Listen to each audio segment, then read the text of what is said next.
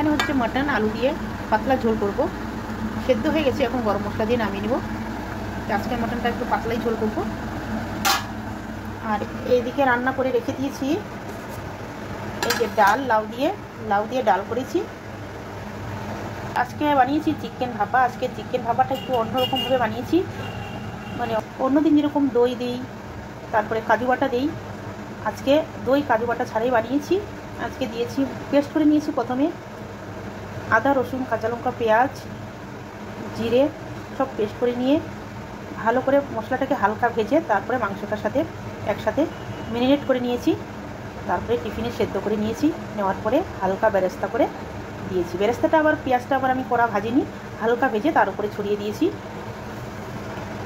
আর এখানে পটল ভাজা, আর ওদিকে মাংস এখনও হয়নি।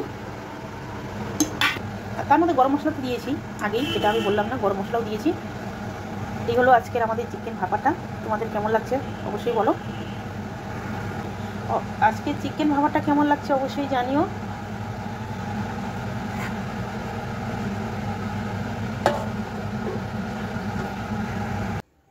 তো এখানে মটনটাও নামিয়ে নিলাম, আলু দিয়ে পাতলা ঝোল করেছি।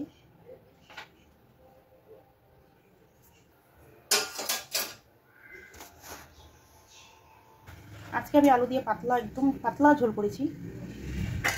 আজকে যাবো আমরা বিয়ে বাড়ি, তার জন্য বেশি করে বানাইনি, অল্প অল্প করে বানিয়েছি, রাত্রে না হলেও চলবে।